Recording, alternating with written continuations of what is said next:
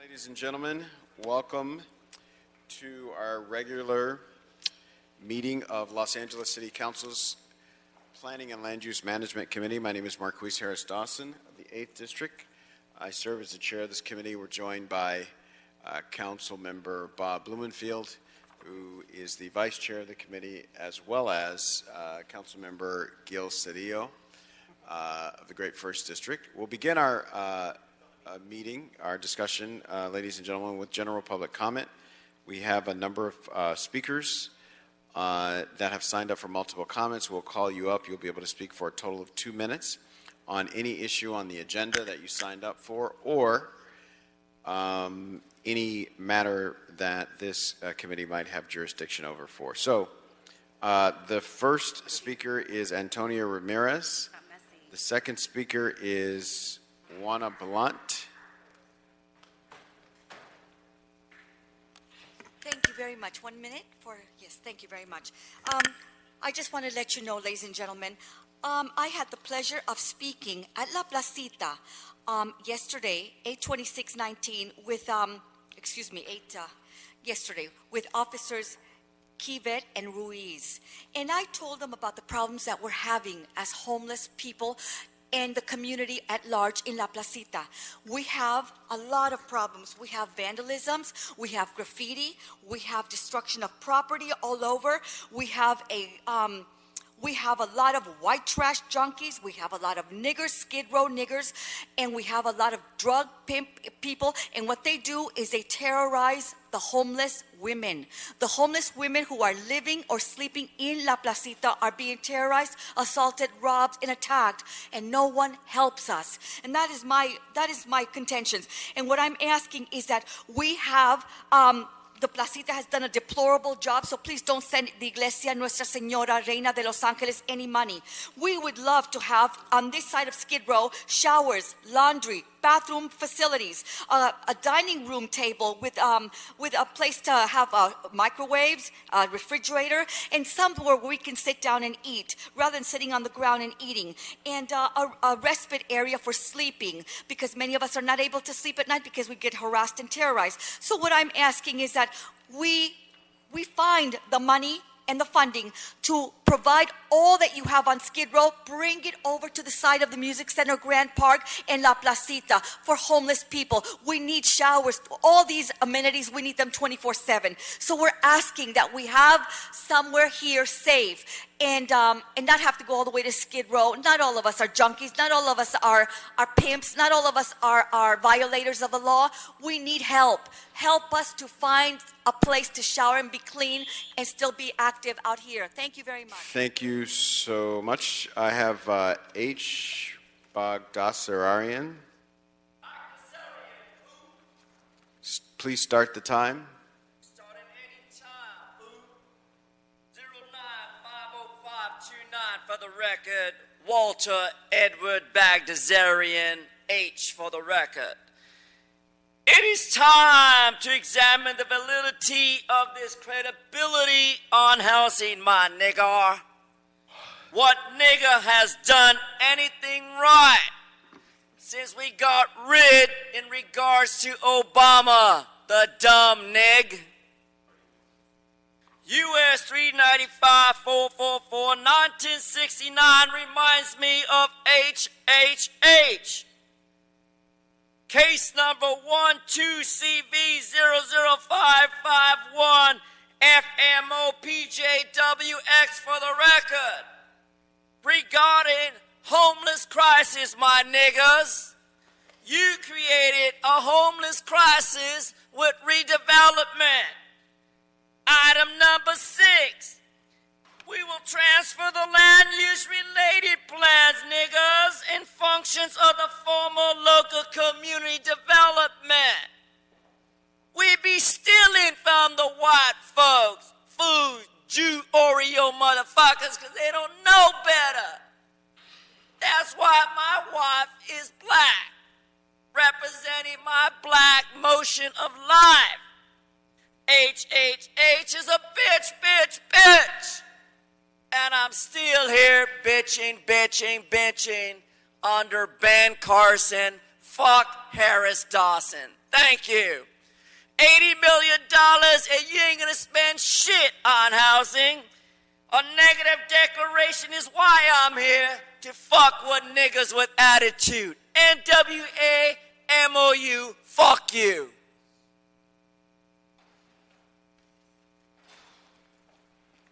All right, Daniel Wright, Mickey Jackson, and then Corey Schmidt.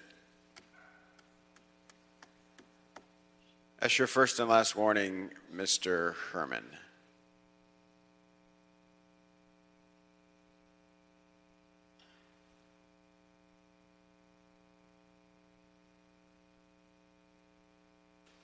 I just signed up for public comment and item number 6. So isn't that just item number 6 when the time comes? Well, when you sign up for multiple items, we put you at the beginning and we give you all of your time together. But general public comment is not an item. When you sign up for multiple items, we put you up at one time to do all of them. So your time's running. All right, thank you for that clarification. Daniel Wright of the Silverstein Law Firm on behalf of La Mirada Neighborhood Association. Let the record reflect that we have filed with the council file and with members today our letter regarding the transfer of CRA authority. Also uploaded to the council file is 1,716 pages of various EIR documents. The proposed transfer resolution is inconsistent with the legal authority granted under state law. The state statute itself merely grants the opportunity for the district or the city to request that there be a transfer of land use related plans and functions. And once that request is submitted by law, it transfers to the city, lock, stock, and barrel. But this particular resolution purports to define out of the transfer various things that apparently the city does not want to enforce or obligations to carry out. This is inconsistent with what your authority is.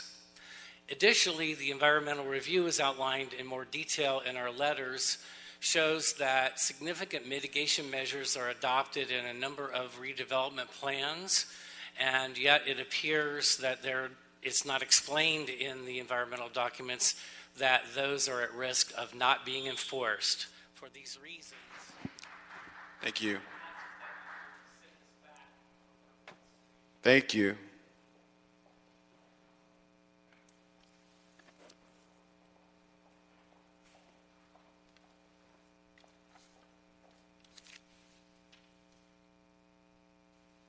Mickey Jackson with AIDS Healthcare Foundation. Please send this back. Please do not pass this. Please do not do something that is illegal. Please do not incur that type of liability for the city, for us taxpayers. Please just take a closer look and stay within the law. A lot of important work was done by the CRALA to identify historic resources in our city. The limitations in the redevelopment plan on redevelopment of historic structures has to be incorporated into the city's review process. This is not an option if you're doing this. An example is Hollywood, where an enormous amount, blocks of irreplaceable historic resources were identified. The ordinance doesn't have any specific provisions for projects impacting historic resources. This is a grievous omission. It is in the CRA plan. It has to be part of your ordinance. This is not an option. You have not ascended to control of the state of California where the authority lies. We are all still in Los Angeles, and we only can work with the authority that Los Angeles as a city has. This is true statewide. That is right. What we are doing is wrong, and we cannot just eliminate these provisions. We cannot just eliminate things like children with scissors. We cannot do that. Please don't do that. We have to respect the state law about transfer of redevelopment plan authority. This committee has had problems. It is under investigation.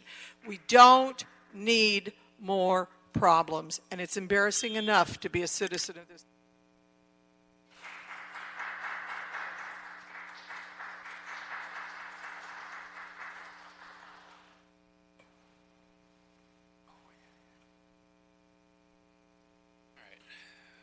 Schmidt for the record.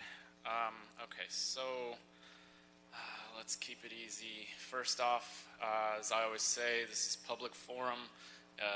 All speech is protected. Just, for people who aren't here, usually come to these things. You might hear things that'll piss you off. It's their First Amendment right. On that note, I just want to move on to number 3 in regards to the R1 protections. I just want to say yes to that and thank you for listening. Number 4, in regards to the Crenshaw corridor rebuild, sounds good. Sounds like you guys have been putting my thoughts in there. So number 5, in regards to redesigning Cahuenga and DeLongpre, I'm not sure. The use of the property, it sounds cool, but if it's going to be another monstrosity, I'm going to say no, at least right now. Number 6, in regards to transferring the authority from the community, the CRA to City of LA, I'm definitely for transfer of power, but I don't know. I heard some stuff just now that makes me question it, so I'm going to say no right now. Number 7, alcohol on Santa Monica and Gordon, yes. Number 8, the EIR. Sunset and Gordon. So I'm not entirely sure what this entails, but based on my recent experiences, LA is kind of on timeout right now for me. So until we get the shit together, I'm saying no. Number 9, 8 small lot subdivisions on Edinburgh. I just want to bring up that we already have substandard lot sizes, like all throughout LA. And I'm just wondering, are we really subdividing further? So I just, I say that's a bad idea, but, it's just my opinion. So thank you.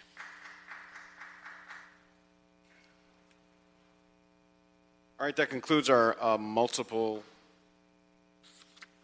card signups for public comment. We'll begin our agenda, Mr. Mejia, with item number 5. Yes. Yes. Item 5, Councilman, this is a Central Area Planning Commission vesting zone change ordinance. And you can approve the city attorney prepare ordinance and the resolution, the environmental clearance, and the negative deck. All right, I'm going to recommend, if there's no objection, that we take that item on consent. Hearing none, that'll be the order. That takes us to item number 6. Item 6, Councilman, this is a city attorney prepare ordinance as it relates to the transfer of land use authority from the CRA to the city.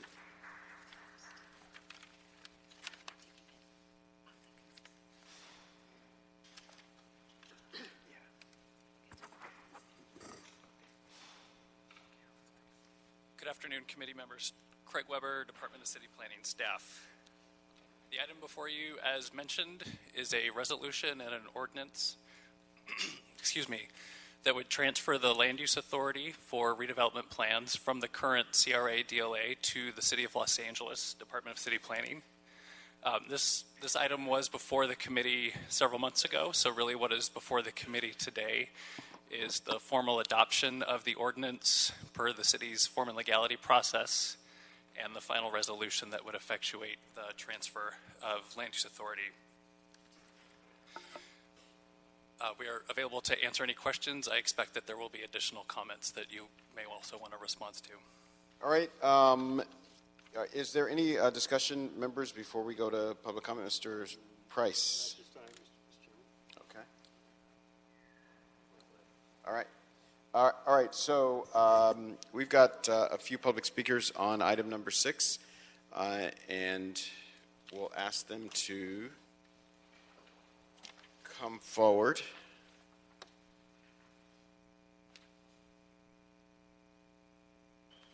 Beth Doris, Donna Williams, Susan Hunter.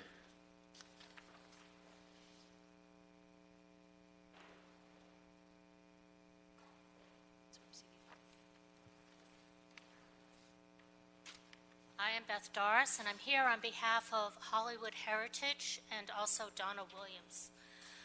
I submitted detailed written comments. I really encourage you to take a good look at them. We're quite concerned because the issue of picking and choosing that's been highlighted in earlier comments is not only not allowed under the statute, but actually would expose the city to potential sanctions in court.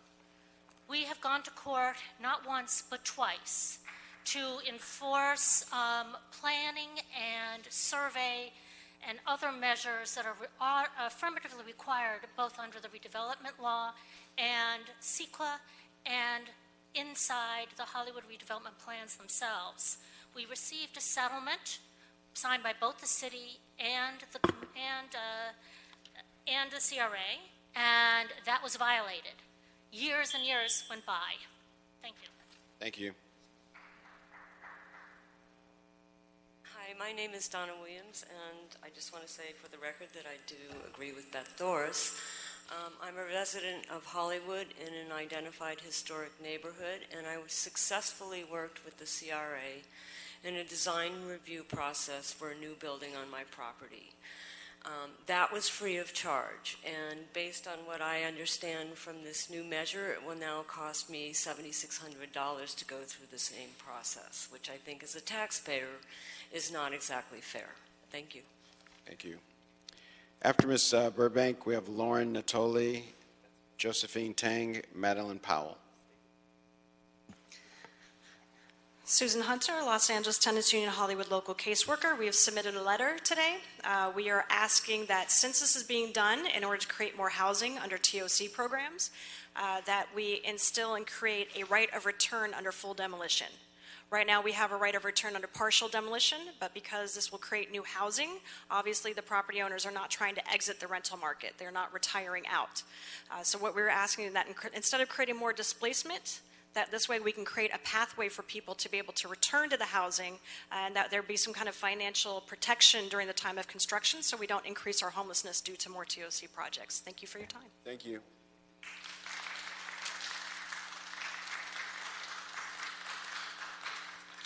Hello, my name is Jacqueline Burbank. I'm here representing AIDS Healthcare Foundation and Healthy Housing Foundation, and Housing is a Human Right.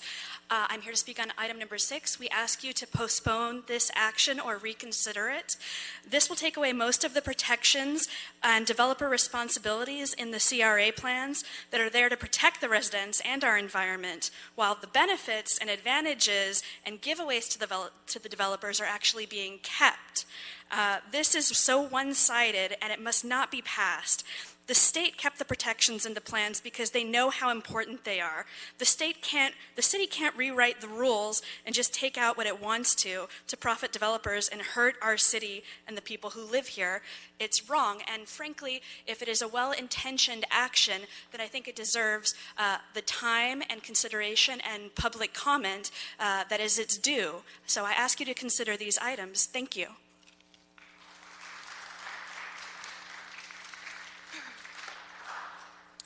Hi, I'm Lauren Natoli, representing the AIDS Healthcare Foundation. We need to be careful and take more time for such big actions. These plans cover a huge geographic area of our city. The notice of the meeting and the first look the public has had at the final resolutions and ordinance. They are the bare minimum allowed by law. That isn't good enough. To make it worse, the City Council won't allow public comment once this is heard in committee. This committee will be doing a disservice to the public and the city if more time is not given for full and adequate public review. Please do not approve this. Please give us more time. Thank you.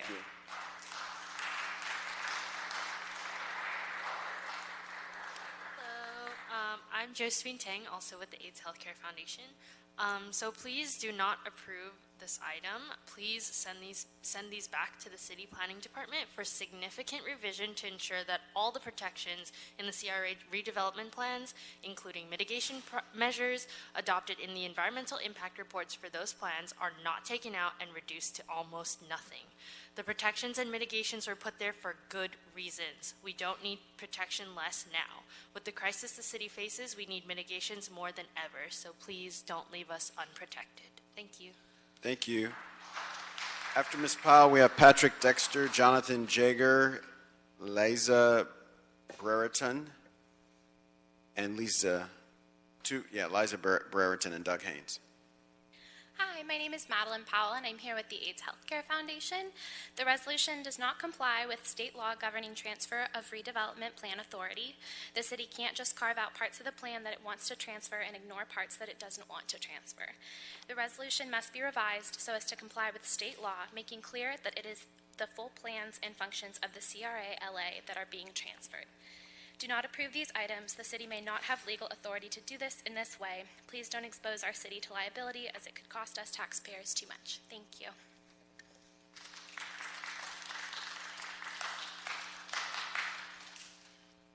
Hello, my name is Patrick Dexter. I'm an urban planning graduate student at UCLA, and I'm speaking on behalf of the AIDS Healthcare Foundation. Like previous speakers, I would also like to encourage the body to either reject or significantly change this measure. Our neighborhoods are going through significant changes. In Hollywood alone, we've lost thousands of low-income and non-white residents over the last 10 years, and removing these plans will remove one of the biggest barriers we have in order to stop things like that. The current plans require, for Hollywood, requires 15% affordable housing in new development, and that's a target that the city is doing abysmally on. And by transferring authority of the plan from the state to the city, we'll only see that get worse. So I encourage the body to reject this and think about the protections our neighborhoods need.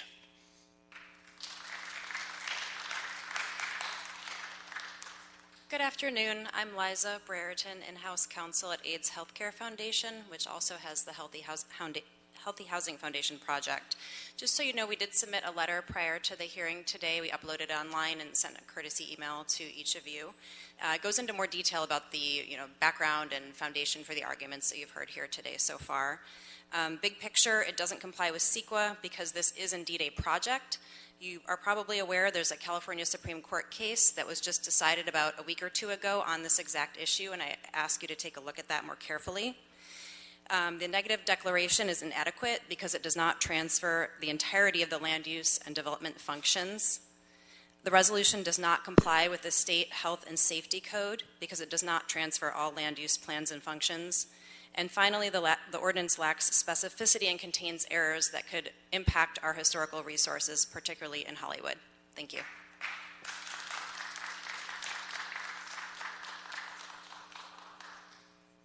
Good afternoon, Jonathan Yeager on behalf of the Legal Aid Foundation of Los Angeles, and I'm here today for the successors in interest to the Wiggins Settlement. The Wiggins Settlement ensures the preservation and replacement of low-income housing in the city center and city industrial project areas, and compliance with all Wiggins obligations must be included as an element for review of project compliance. Currently, only compliance with the design guidelines are transferred over to the Department of City Planning. However, the settlement also includes an obligation to ensure a baseline number of low-income units remain in the project areas. How can the CRA continue to enforce this obligation that remains with them when they will lack the power to approve or deny permits or otherwise enforce this? Second, the city must also adopt a procedure per the settlement agreement to notify the Wiggins plaintiffs of all relevant permit applications as required by the settlement. Thank you. After Doug Haynes, we have Mike Boulos and Renee Moya. Good afternoon. My name is Doug Haynes. I'm a member of 2 Hollywood neighborhood councils, and I want to speak really briefly on practical terms regarding what's being proposed.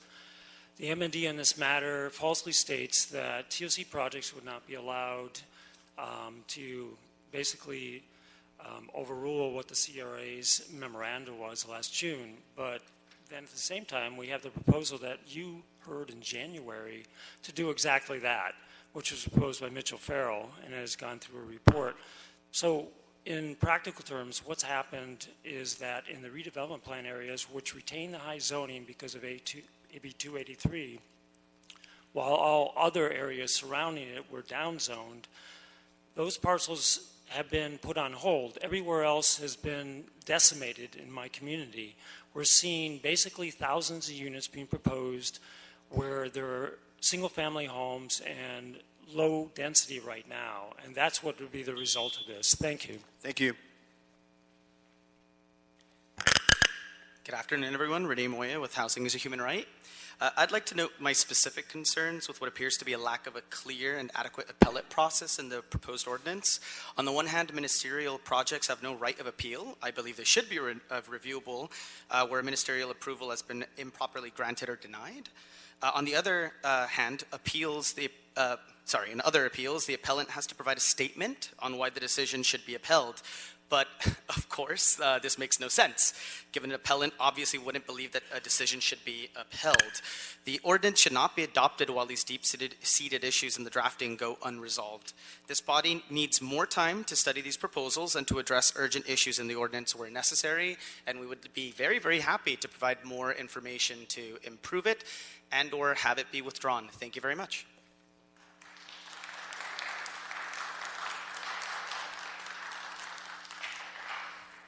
My name is Mike Boulos. I inadvertently signed up for number 6. I should be on number 7. Okay. Thank you. One more time, your name? Mike Boulos. Okay, got it. Thank you. All right. Want to respond to... Certainly. Craig Weber again for the record. So maybe it would be helpful first to frame the discussion around the actions that are requested of the city, which is to transfer land use plans and functions. And the resolution before you takes great care to articulate what is implied there. The redevelopment agency, by virtue of what those agencies did, both planning and economic development, the adopted redevelopment plans cover a lot of territory. What the city is doing is taking those components of the redevelopment plans that actually addressed land use provisions that in the simplest terms function like their own zoning ordinances, and is bringing those under the purview of the Department of City Planning so that, for example, within the Adelante East Side redevelopment area where there are regulations about signage, the redevelopment agency would no longer be the decision maker about what kind of sign can you have. The Department of City Planning would. Provisions of the redevelopment plans that cover the former redevelopment agency's economic development activities would not be brought forward. So I also would want to emphasize that if a redevelopment plan has adopted historic resource protections, those would be carried forward, and the Department of City Planning would continue to implement those provisions, including any certified EIR mitigation measures that were a part of those respective redevelopment plan adoption. So that is something that the department would continue to implement. You did hear some comments about the city's transit-oriented communities program and applicability within redevelopment areas. I just want to emphasize that the transfer of land use authority proposed today would in no way change the current applicability of TOC within specified redevelopment project areas. So no change to that policy is proposed at this time. And just want to make sure that that is clear for the record, despite any previous questions about the applicability that may have occurred in this venue or others within or outside of City Hall. I think that let me pause by saying the process to bring these plans forward or this ordinance and resolution forward to the committee for its final adoption has been preceded by a public hearing that took place in 2018, a City Planning Commission meeting that also took place in 2018, and then this committee's previous consideration of the matter several months ago. So in terms of the public process to finalize these plans, that process has been significant, and this meeting today is by no means the first of such meetings.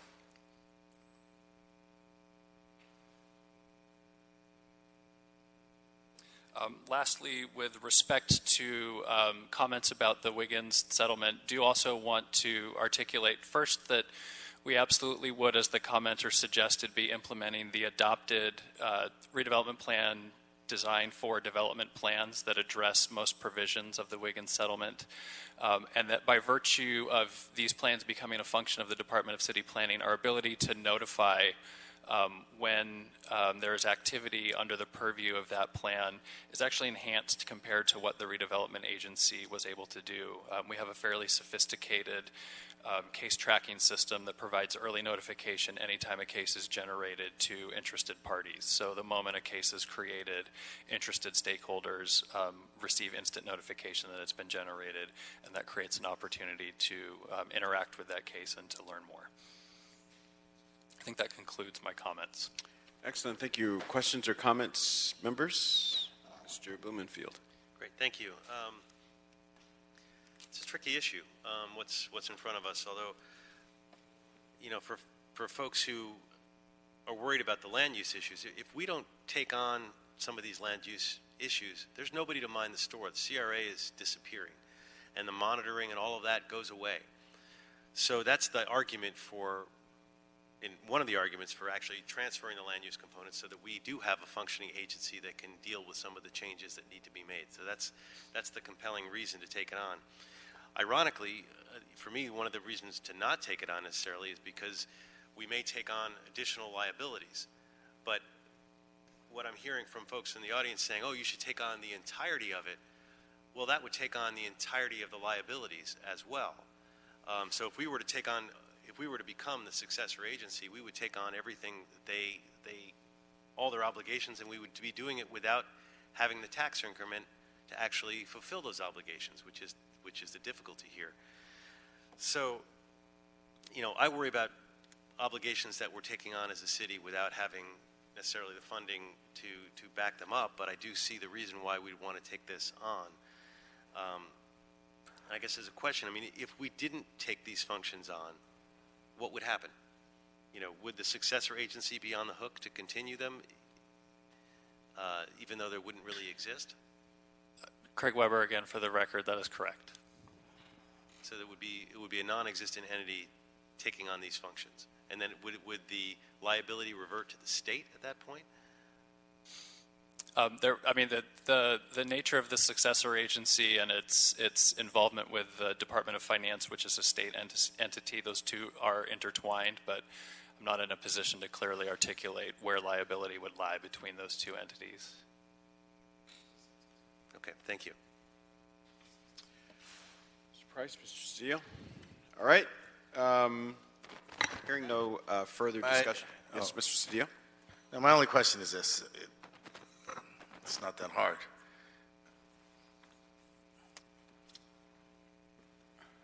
As Mr. Bloomfield indicated, there is no CRA, so to leave responsibilities, duties, obligations with them is to leave these unattended to.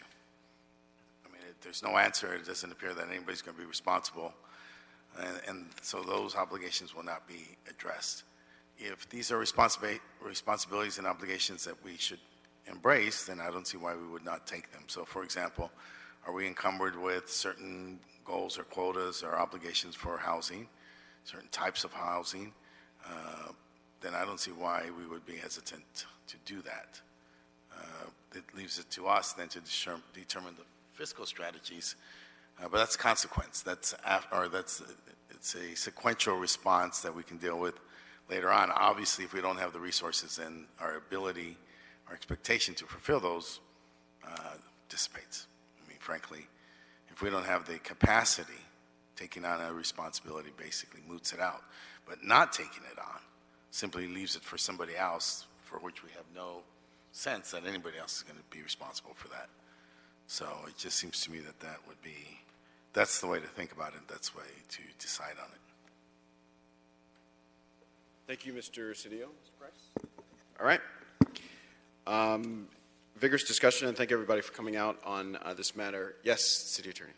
Adrian Corsani, City Attorney's Office. I just wanted to request, with this committee's permission, that we transmit an updated, clean copy to Council should this committee move this forward.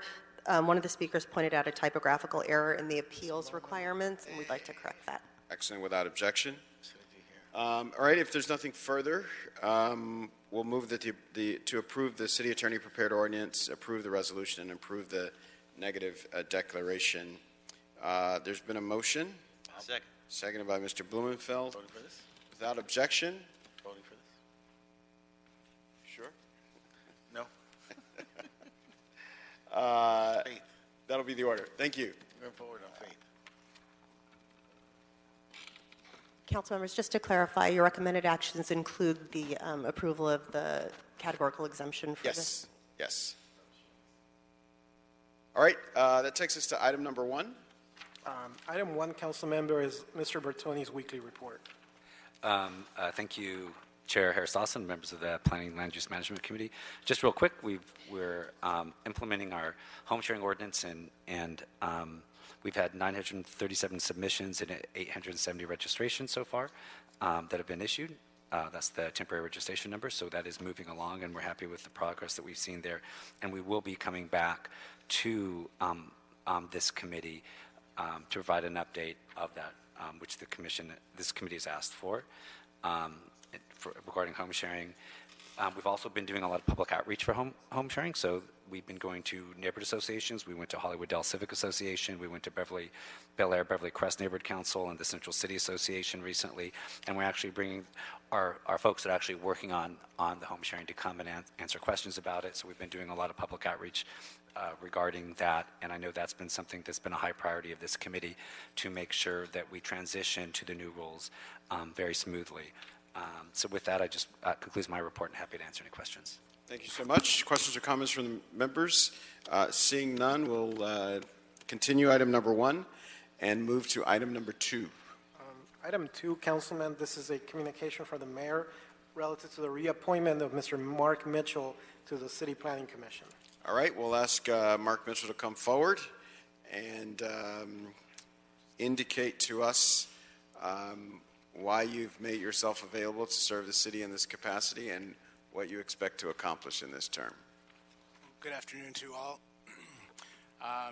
This will be my second term on this commission, if approved. And I think this has been a wonderful experience to serve the city and its citizens, to serve the mayor, and to have a part in shaping what this city is going to look like in the future, 10, 20, 50 years from now. Some of the issues we've been working on, as you guys know very well, are housing, affordable housing, developing transit-oriented communities, and personally, an issue that's been important to me on the commission has been local hire and trying to ensure that people get jobs that turn into careers and are able to work on projects in their own neighborhoods. So it's been a pleasure to serve. I hope to continue to serve with your approval. And it's also been a pleasure to work with the wonderful city planning staff throughout my term so far. Excellent. Thank you so much. So without objection, Mr. Price. I just want to say, appreciate, Mark, your commitment to the community. You have certainly been, I think, a very positive role model, and a very thoughtful member of the commission, bringing to bear a variety of experiences that you've had in the professional world and in the community world. So I just want to say thank you for stepping up again in your willingness to serve. I appreciate it. Thank you. Thank you so much. So without objection, we'll forward the mayor's recommendation to the full city council. Thank you so much. Thank you. All right, Mr. Mejia, that takes us to items number 3 and 4, which we'll consider together. Item 3, Councilman, this is a motion Harris-Dawson, correct. It's instructing planning along with the city attorney to prepare an ICO to prohibit the issuance of demolition, building grading, and other applicable permits in commercial zones when they are immediately adjacent to single-family or more restricted zones in the city. And item 4 is a motion Harris-Dawson, Price. It's instructing the planning department along with the city attorney to prepare the necessary zone change ordinance for the Crenshaw corridor specific plan. All right, so we have a report from Department of City Planning. I believe Mr. Caldwell, although I don't see Mr. Caldwell.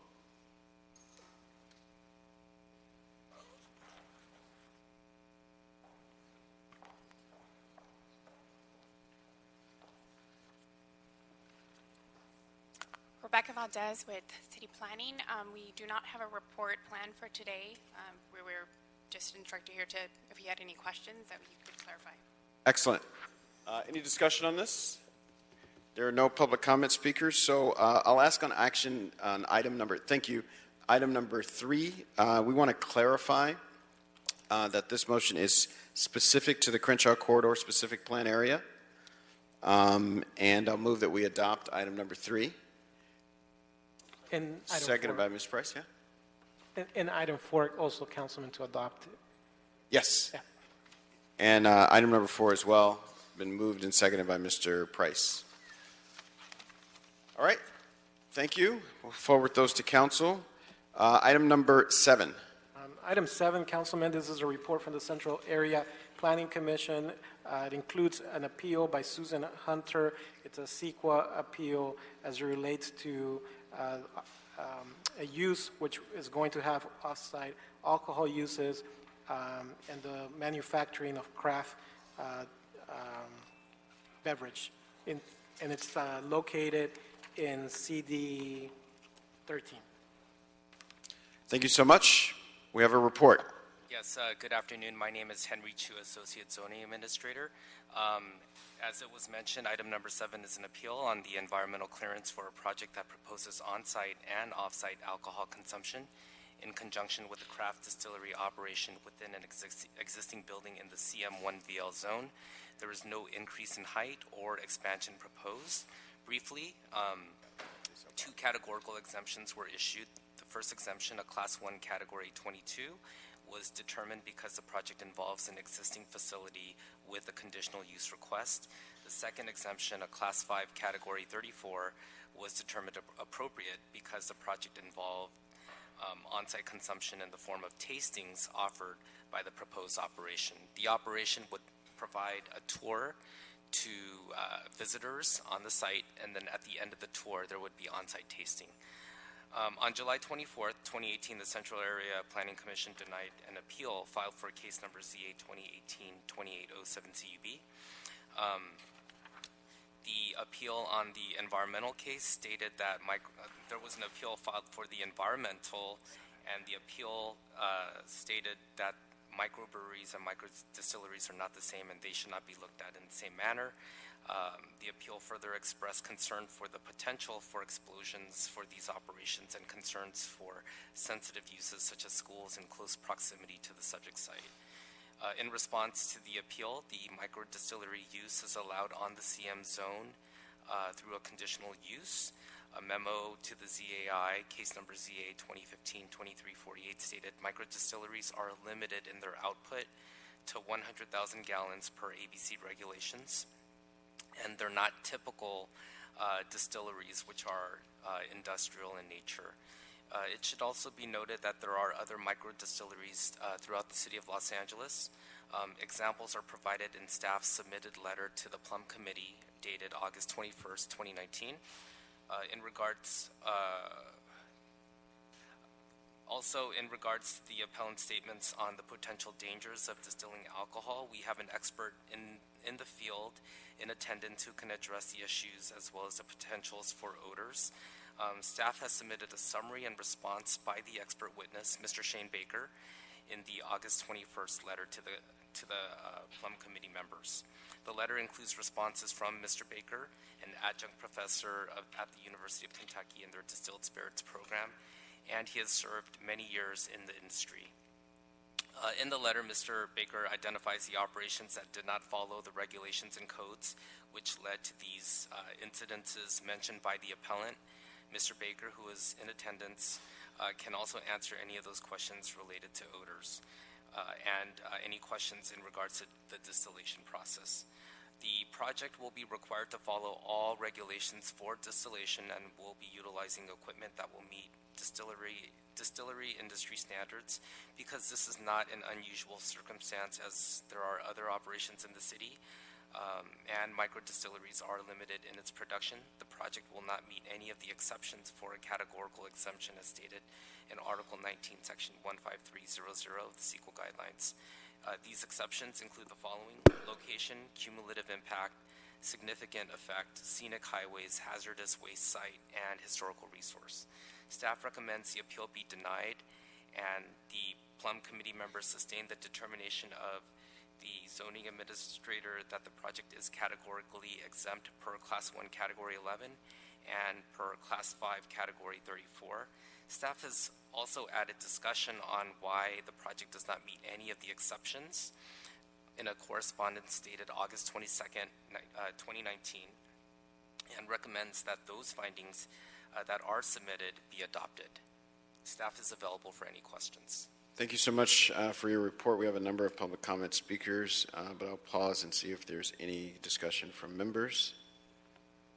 I'm seeing none. We'll go to public comment on this matter, beginning with Raul Verdugo, Susan Hunter, and Mike Boulos. Oh, sorry. Hold on the public comment. We have our appellant, Susan Hunter. You have 4 minutes and 59 seconds to make your case.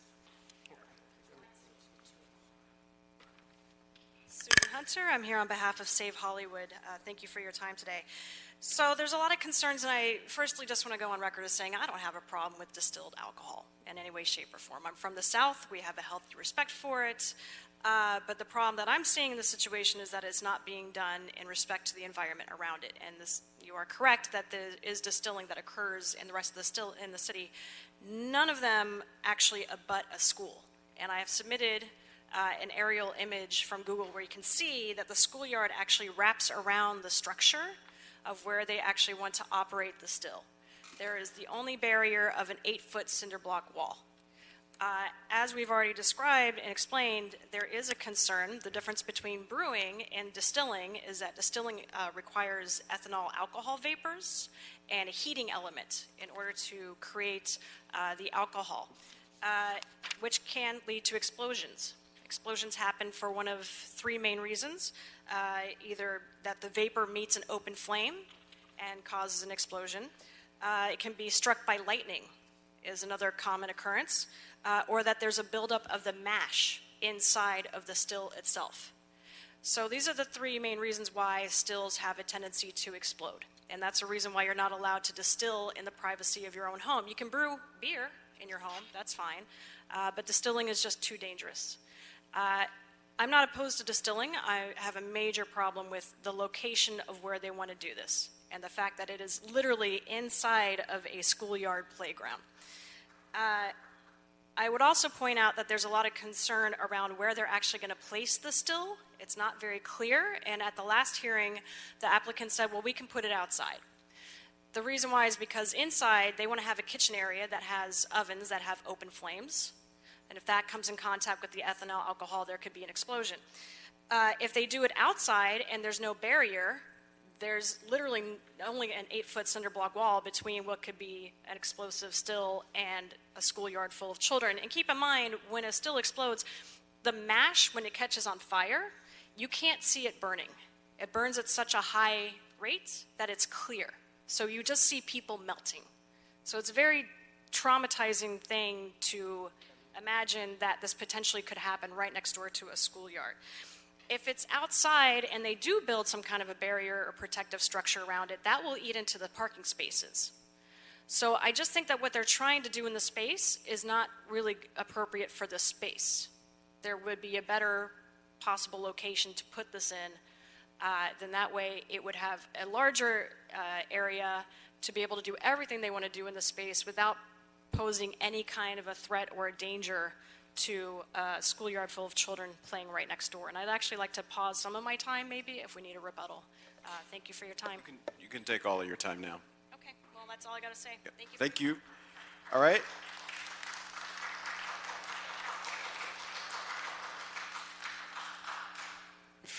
Very well articulated. All right, now we have the appellant representative, Matt Goulet. Applicant representative, Matt Goulet.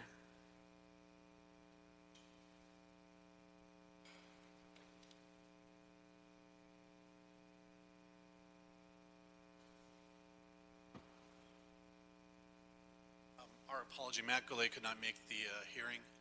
Mike Boulos, representing Hollywood Distillery. All right, and so you have put the card in before? Yeah, and All Shane, right.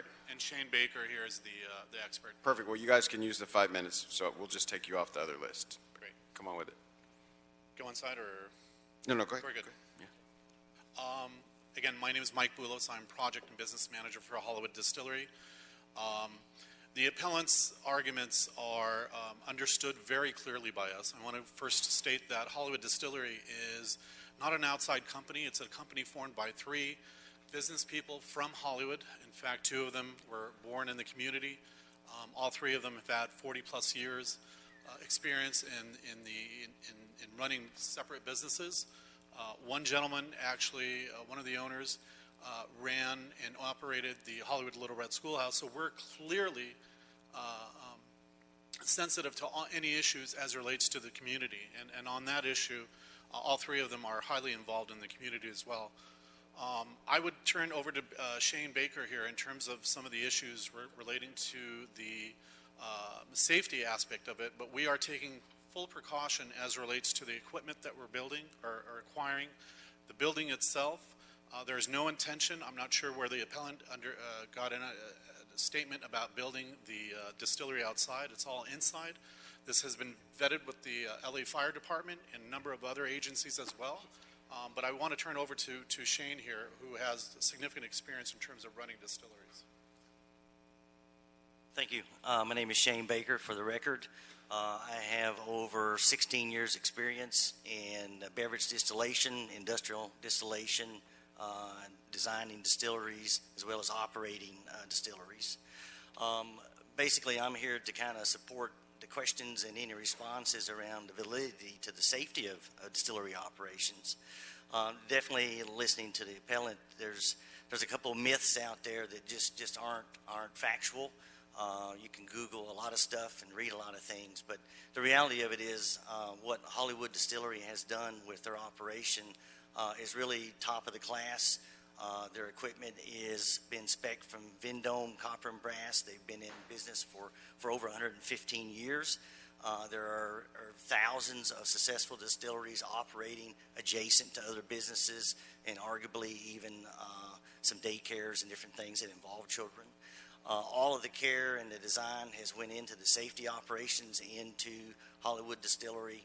A lot of the concerns around explosions just do not exist in modern distillery designs today. Mainly, there is an absence of flame or an absence of open flame in these operations. The mash is heated by a live steam, so it's low pressure steam that's created, so it's a very low volatile environment. There's other things about mash melting people and catching on fire. Unfortunately, mash does not burn. It's actually even unclassified as a flammable liquid. So there's usually only 7% or so alcohol in a mash that you're going to distill and remove from that. But beyond that, all of the safety concerns have been applied in terms of properly managing the operations, managing the alcohol production, managing the operation of the equipment to do the operation.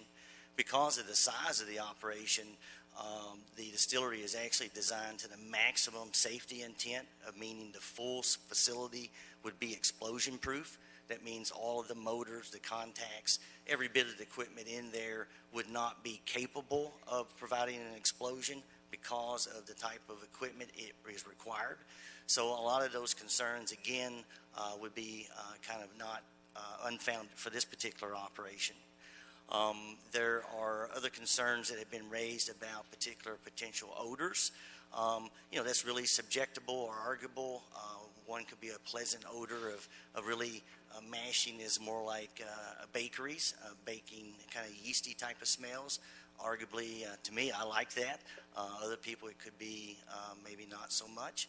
But regardless of that, that completely can be remediated and managed and controlled to where there's zero discharge and zero pollution and risk in these environments.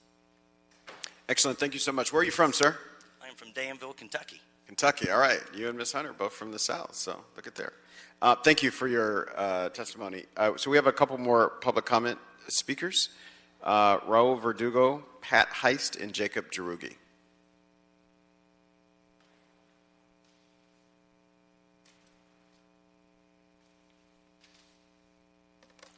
Thank you. On behalf of Alcohol Justice, we find the interim zoning administrator's interpretation on May 3rd, 2018, which classified microdistilleries as similar to wine bars, gastropubs, cocktail lounges, taverns, and microbreweries, solely on the reasoning that, quote, they are unlike traditional distilleries, which are industrial in nature and not regulated, lacking in proper environmental review and also lacking in effort. The interim zoning administrator did not have the proper knowledge of the microdistillery industry to make such a modification. We would also like to add that just because ABC regulates microdistilleries, it does not mean that there are no potential health hazards and that they can be placed near residential areas. We urge the Planning and Land Use Management Committee to study the potential health and safety impacts of the microdistilling process and put in place safeguards to protect the well-being of children and families living next to the proposed craft distillery. Thank you for your attention to this matter. Thank you. Hi, my name is Jacob Howdy. I'm the Public Policy and Economic Development Manager at the Hollywood Chamber of Commerce, and on behalf of the 800 members we represent, I'm here to support the Hollywood Distillery. The project applicant, Mr. Newberg, and his partners are active members of the Hollywood Chamber of Commerce and the East Hollywood business community. They are recognized as good neighbors, dedicated to improving the community and offering their time and expertise in property and business development. The Chamber is pleased to see innovative, safe, and high-quality projects such as this come into the neighborhood. We believe the distillery is a catalytic project that will hopefully attract new investment in the area. Additionally, it will serve as a destination venue, bringing new visitors to an oft-overlooked section of Hollywood. We're proud to offer our support and ask that you pass this. Thank you. Thank you.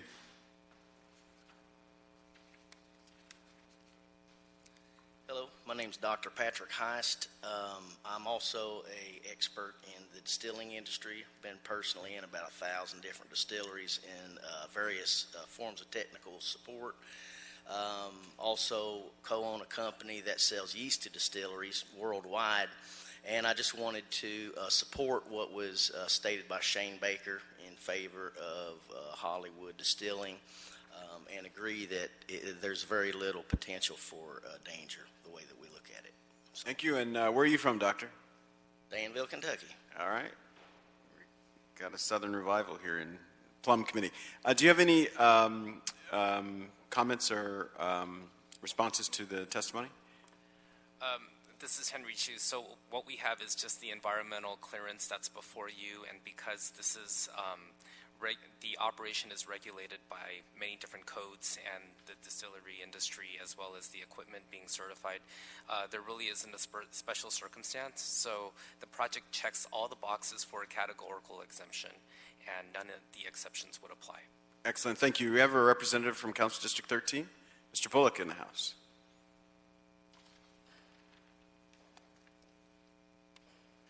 Good afternoon. My name is Craig Bullock, and I'm with Councilmember Mitch O'Farrell's office.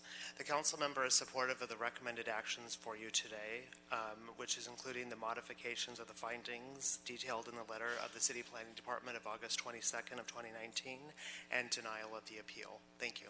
Excellent. Thank you so much. We've heard from the applicant and appellant. We've heard from the Department of City Planning. We've heard from the public. Is any questions or comments from members? Seeing none, I'll move that we deny the appeal filed by Susan Hunter on behalf of Save Hollywood and thereby sustain the central APC determination in approving the categorical exemption for the production, sale, and consumption of alcohol for Hollywood Distillery located at 5795 Santa Monica Boulevard, and adopt the modified CEQA findings as denoted in its August 22nd, 2019 communication and the uploaded council file. Adrian Corsani, City Attorney's Office. So again, just to clarify, I think the ZA mentioned two exemptions, Class 1 Category 22 and Class 5 Category 34. Is that the intent of the committee? That is the intent. All right, it's been moved and seconded by Mr. Blumenfeld. If there's no objection, that'll be the order. Thank you so much. That takes us to item number 8. Item 8, Councilman, this is a report from the City Planning Department. It includes two appeals filed by the same representative, one on behalf of the AIDS Healthcare Foundation, the second one for the Coalition to Preserve LA, and they're appealing the Director of City Planning's approval of amendments to T conditions. Yes, we have a report from the Department of City Planning.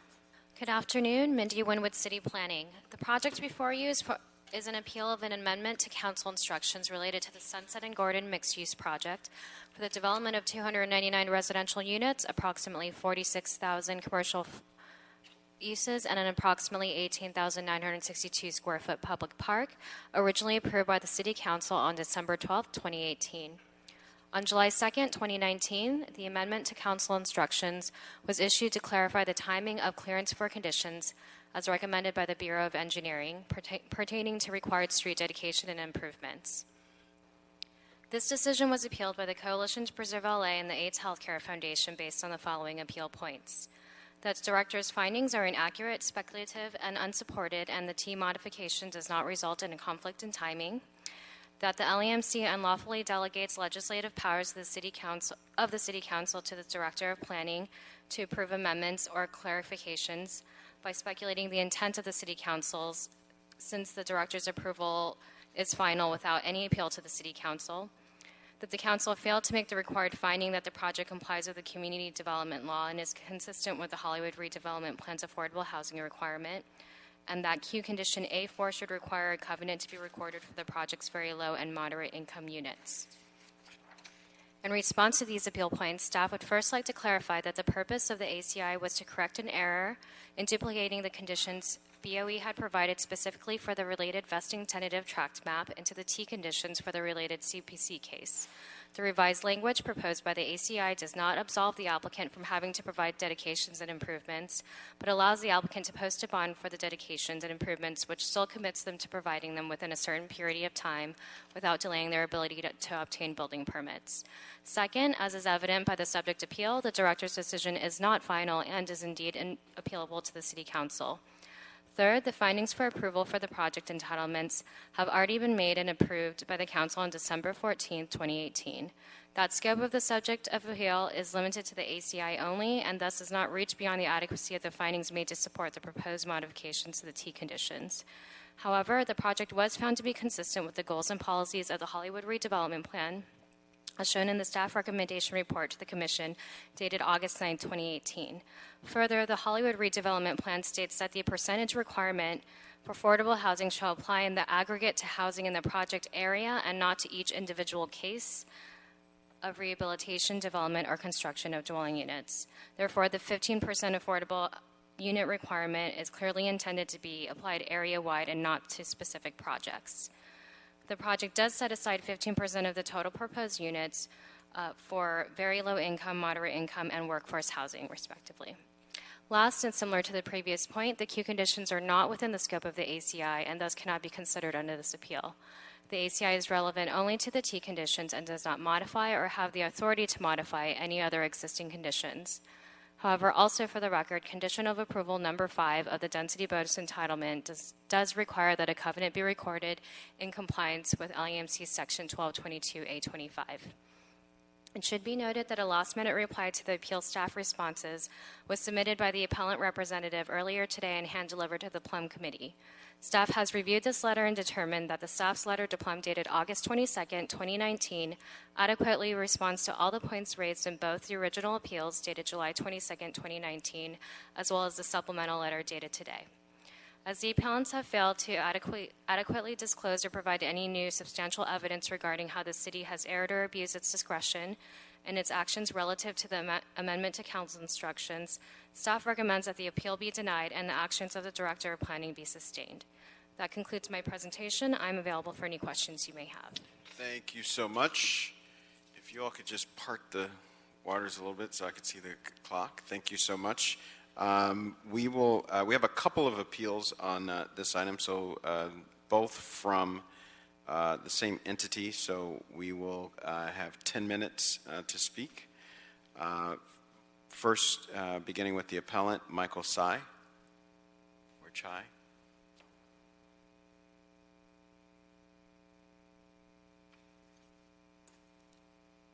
Yes. Yes. Thank you.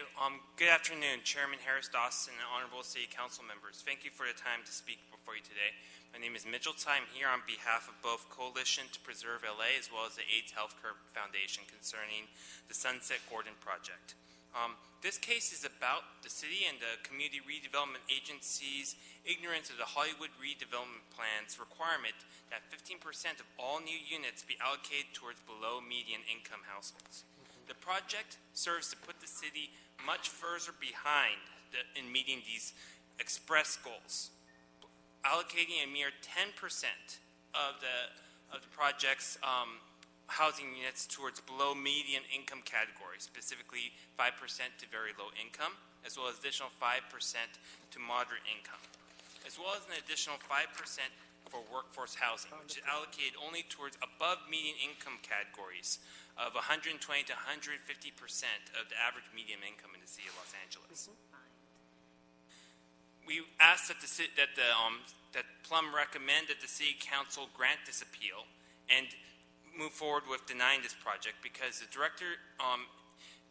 director's adjustment modifies the legislative approvals that the city put into place on December 12, 2018. Respectfully, we disagree with the city planning's characterization of the conditions of this modification to the project's conditions of approval as a mere error, because in fact the application for modification goes far beyond even correcting the error that the city planning staff has opted to identify. In particular, the conditions of approval that developer is seeking modification concerns the timing as to when dedication improvements have to be issued prior to building permits, as well as prior to a final map for the project can be issued by the city. Those particular improvements were tied to rather than tying the timing of these improvements to the issuance of building permits or to the issuance of the map, which the City Council expressly required in its December 12, 2018 approval. This modification goes far beyond that and asks that the timing of these dedication improvements be vested purely in the director's discretion. My client's position is that this undermines City Council's authority to specify the exact timing of when dedications improvements required by the City Council as part of granting and approving this project were required. If the planning staff simply wanted to correct an error, they simply and between the timing as to when the dedication improvements would be required as far as this project goes, then city planning staff could easily ask for a modification to correlate the timing of these conditions. But instead, this application goes far beyond that. Finally, we believe that the City Council should go ahead and use its discretion to impose further, to modify the queue conditions of this project as well. In particular, we ask that we would note that it appears to be an error that the queue conditions for this project only require 5% workforce housing. As you see in the planning staff, the City Council ordinance clearly approved a project that required 5% of the housing in these units to be set aside for very low income, and an additional 5% for moderate income households. However, the queue conditions that the City Council approved for this project does not line up with the project description that was set forth in the resolution. So we would ask that at the very least that the City Council partially grant this appeal and move forward with modifying the queue conditions to make the affordability housing requirements that the City Council approved back in December of last year enforceable. Thank you. Thank you so much. All right, now we'll hear from our applicant, DJ Moore.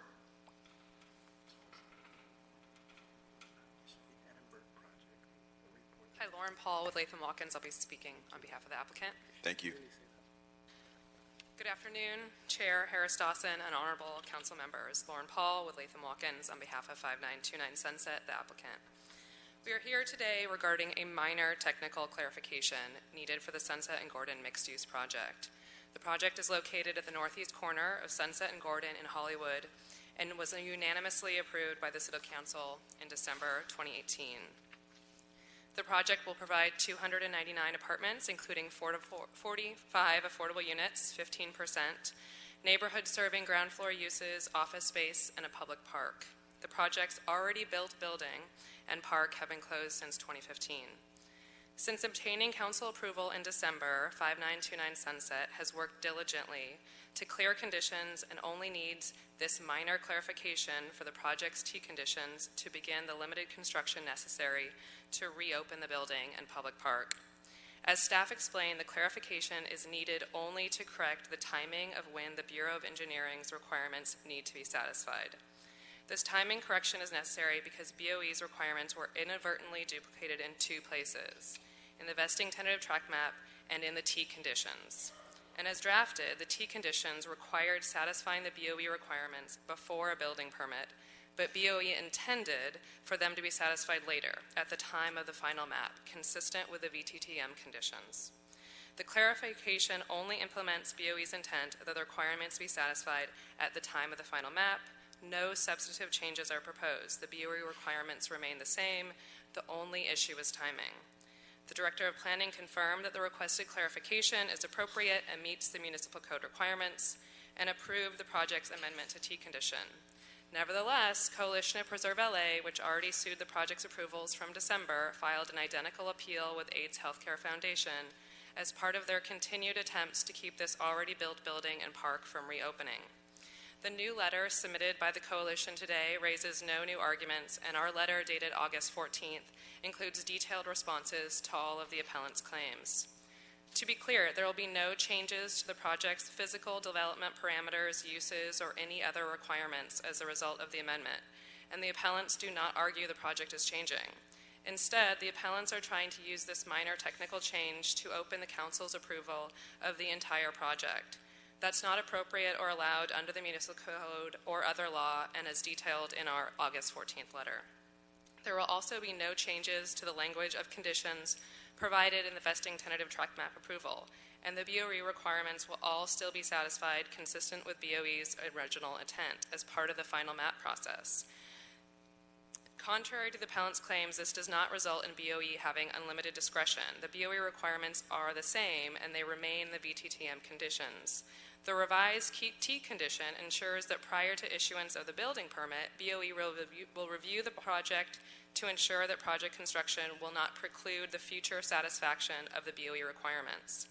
The appeals incorrectly argue that the VTTM conditions and T conditions should be the same. To the contrary, it's important that they are different because of the different timing.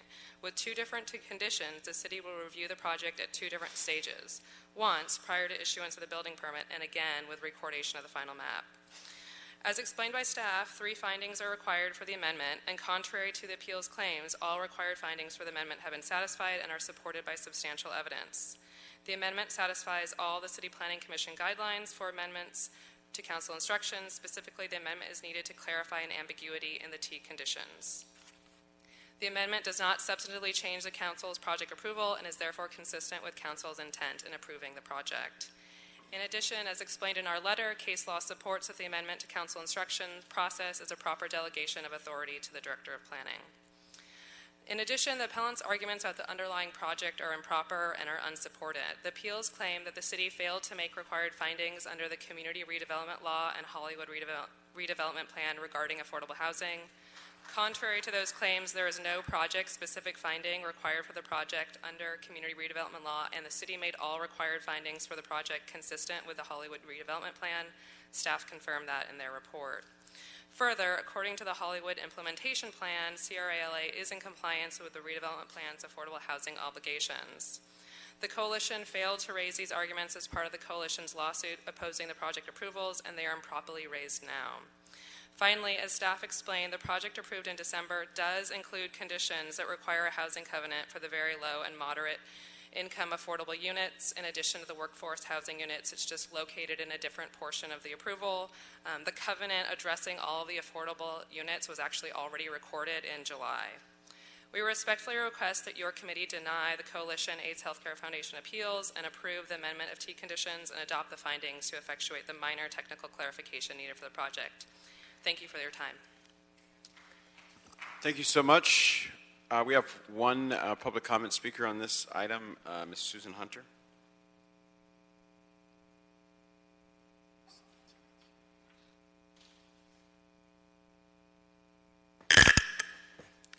Susan Hunter, Los Angeles Tenants Union, Hollywood local caseworker. I just want to ask respectfully that prior usage, when they were operating the structure, they were using it also for a hotel.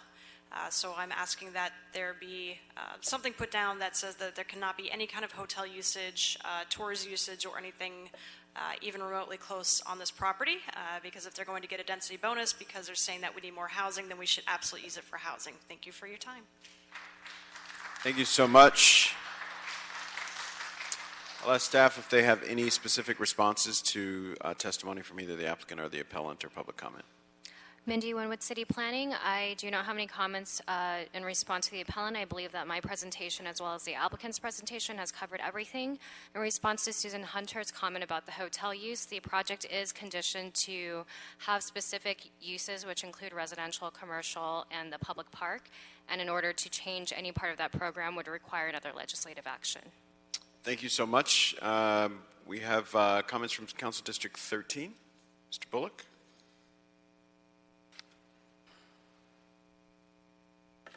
Good afternoon. My name is Craig Bullock, and I'm with Councilmember Mitch O'Farrell's office. Councilmember O'Farrell does not believe the city erred or abused its discretionary actions. He supports the recommended actions before you today, which is to deny the appeal and sustain the actions of the Director of Planning. Thank you. Thank you so much, Mr. Bullock. Any discussion, members? Mr. Blumenfield. Well, not much discussion. I certainly think we should deny the appeal, but I think the oddest thing I heard was that it's not the intent of the council, or that the council's intent is not being considered, when that's exactly what we're doing right now by looking at this appeal. Thank you for elucidating that point. I'll move that we deny the appeal filed by Mr. Chaya, attorney at law, representing both the Coalition to Preserve Los Angeles and the AIDS Healthcare Foundations as stakeholders, and thereby sustain the determination of the Planning Department's approval of the amendment of the T conditions number 2AI through 2A1 through 2A7 of case number CPC 20151922 GPA VZC HD CUV DB SPR. Did I get them all? Yes.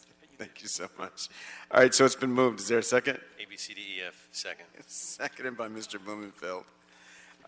Without objection, that'll be the order. That takes us to item number 9. Thank you. Our members of the Department of City Planning, and it looks like you're up again for item number 9, Mr. Mejia. Yes, Councilman. Item 9 is a report from the Central APC. It contains 2 appeals, one by the applicant, one by a community stakeholder, as it relates to the denial of the Central APCs of a vesting tract map. Yes. Good afternoon, Plum Committee. Heather Blamers with the Department of City Planning. The project before you is a second-level appeal, as stated, of the advisory agency's denial of a vesting tentative tract map for 8 small lots located at 750 to 756.5 North Edinburgh Avenue in Hollywood. On April 17, 2019, the advisory agency issued a denial of the vesting tentative tract map due to the fact that the existing buildings on site are designated as a historic cultural monument. The applicant subsequently appealed the decision that went before the Central Area Planning Commission on May 28, 2019. The Central Area Planning Commission upheld the advisory agency's decision in denying the VTT request. As such, the applicant and one neighbor have further appealed the decision, which is before you today. Staff has prepared detailed responses to each of the appeal points, which have been transmitted to council file for your consideration. That concludes my presentation. I'm available to answer any questions that you might have on this. Thank you so much for your report. We'll ask our appellant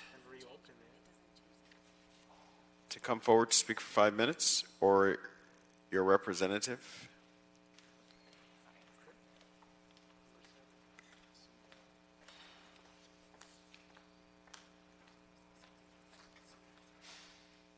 Good afternoon. My name is Elisa Pastor. I'm here on behalf of the applicant, BLDG Edinburgh LLC. We are requesting that this body recommend that the council grant our appeal. I want to start off today. This has been a very long process, this project, and we have been working very extensively with staff and with the council office and with the neighborhood. And we have actually submitted a revised design that we believe everybody agrees with and would allow this project to move forward as an 8-unit small lot subdivision. We certainly need this housing during this housing crisis. The design has been submitted to the file and you all should see it. There should also, we would recommend that you adopt findings and conditions. We believe that you can adopt those findings and conditions and request that you certify the EIR, adopt the mitigation monitoring reporting plan, and adopt a statement of overriding considerations, as well as grant the appeal and allow us to move forward with an 8-unit small lot subdivision. Again, I would very much like to thank the community and the council office and the staff because it took us a long time to get to it, what I think is a very good resolution for all parties, and we hope that we can move forward. In addition, we do have a lot of community support, and the appellant, one of the other appellants is here, and that appeal is actually filed by a large number of neighbors who live on the street, and they are also supportive of this modified design. Thank you. Thank you.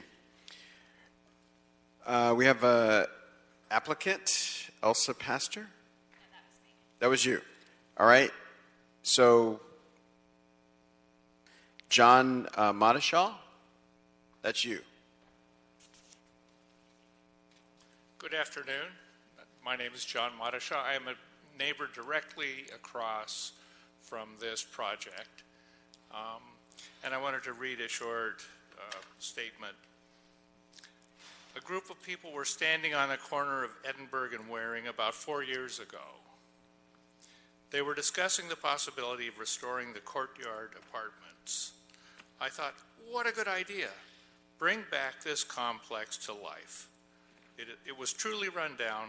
Deferred maintenance had taken its toll, neglected since the 1980s when we first came to the neighborhood. Anyway, someone was passing around a petition to save the building by giving them historic status. They were pushing to convince Councilman Koretz to designate it as a historical monument. I signed, not giving it much thought. No understanding of the true condition of the place, no understanding of the ownership of the property, and certainly without thinking that I was helping to create a derelict property that would be the cause of endless trouble in the community. Last month, I stood on the same corner, briefly, one evening, with my petition. Every person I asked, with the exception of a couple people who said they didn't sign anything, every person I asked was willing to sign in an effort to have the courtyard torn down and replaced by housing. They also had had enough of the worst kinds of problems that you can imagine. Those problems have included people who built fires under the adjoining apartment complex. In fact, it was right underneath the gas line, the gas meters. We've had problems with muggings in the neighborhood. I can't attribute that directly to this, but it certainly wasn't happening prior. And we have had problems with human defecation in the neighborhood. It is a nuisance for us. I am, and we are asking you to allow this project to move forward. This stalemate between the city and the owners of the property is doing none of us any good. It leaves land vacant that could be used for reasonable urban housing. By this time, it should be apparent that the owners will not, nor should they, sell the property at a loss. One way or the other, the damage being done to the neighborhood, in my opinion, and the vast majority of neighbors outweighs the needs of those who stand in the way of this project. Let's put this behind us. Let's move on. Thank you. Thank you. We have a few public comment speakers. I have someone named Ed, and then I have Christina Kropp and Christine Runahal.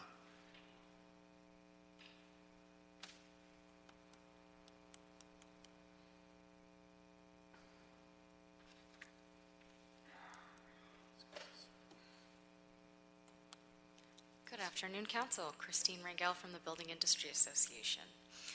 We are here today to express our support for the project. The project will replace 8 one-bedroom units in a dilapidated bungalow court with 8 three-bedroom houses designed for multi-generational families and roommate households.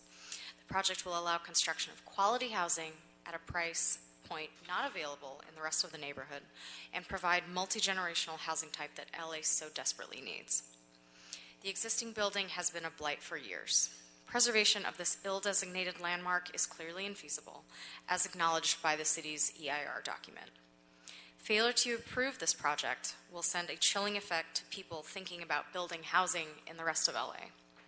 The Housing Accountability Act requires the city to approve this project.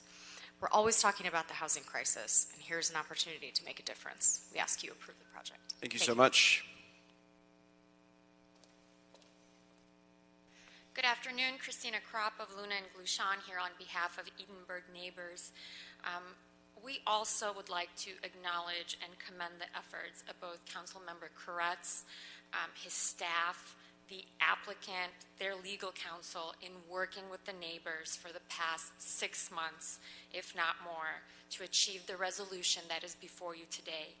We have come to an agreement with the applicant whereby the neighborhood, the Edinburgh neighbors, will be provided an opportunity to find a buyer for the property and pursue a preservation rehabilitation project that would not involve the demolition of the historic cultural monument on site.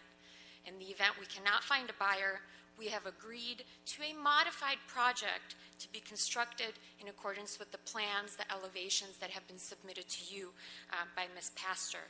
We join with the applicant and the council office in requesting the grant of the appeal subject to those plans being made a part of Exhibit A. Thank you. Thank you so much. I don't see Ed, so we will hear from Council District 5. Mr. Kleinman.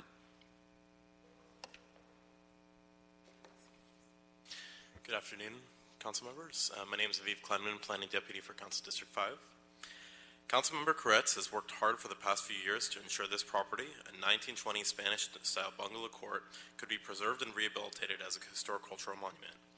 Unfortunately, the building has fallen to decay and no buyer to rehabilitate the property has been found. At this juncture, Councilmember Koretz has worked with both the property owners and the local preservationist neighbors to help them come to a consensus. This involves support of the project with the privately agreed waiting period that provides an opportunity to find a buyer for the property who will pursue a preservation and rehabilitation project that does not involve demolition of the existing protected improvements. If a buyer is not found, the builders have agreed to change the design to include Spanish architectural motifs as they have presented today. The council office is pleased with the project as modified and understands that findings can be made to support the project as analyzed in the IR for the underlying vesting tentative tract map, and that the benefits outweigh the impacts such as the statement of overriding considerations can be made. Therefore, we ask that Plum grant both appeals filed by Guy Panini and John Madashaw, thereby overturning the determination of the Central LA APC and approving the project. I have distributed the grant language, conditions of approval, and the necessary findings to the city clerk. Thank you. Thank you so much. Department of City Planning, we have any responses to any of the public comment or testimony? No comments, but I'm available to answer any questions that you have regarding that document that was submitted. Excellent. We'll open the floor to questions from members. Comments from members? Seeing none, we'll close conversation and we'll move, Mr. Mejia, that we grant the appeals filed by John Madashaw and Guy Panini, Building Edinburgh, represented by Elisa L. Pastor of Gleiser Weil LLP, thereby overturning the determination of the Central APC and approving the following. 1, certifying the Edinburgh Avenue SSL EIR environmental findings in support of the project. Number 2, adopting the related Edinburgh Avenue SLS findings of the Central APC, Area APC, and adopting the revised findings related to the Edinburgh Avenue SLS statement of overriding considerations and the MMP prepared for the Edinburgh Avenue SLS in support of the project. And 4, overturn the Central Area Planning Commission's determination to deny vesting tentative tract map number 74201, thereby approving vesting tentative tract map number 74201 for an 8-unit small lot subdivision at 750 through 756 and a half North Edinburgh Avenue. Yes. It's been moved. Second. Seconded by Mr. Blumenfield. Before we make a determination, it looks like we might have some comments from a combination of Department of City Planning and the Los Angeles City Attorney's Office.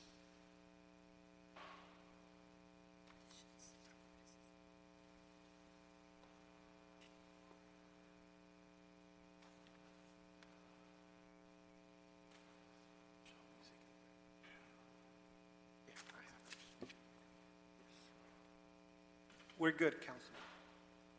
All right. So it's been moved and seconded. Any objection?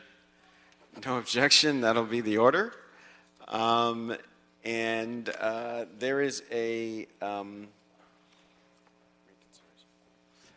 believe, Mr. Cedillo, you have a motion for reconsideration. Yes, please.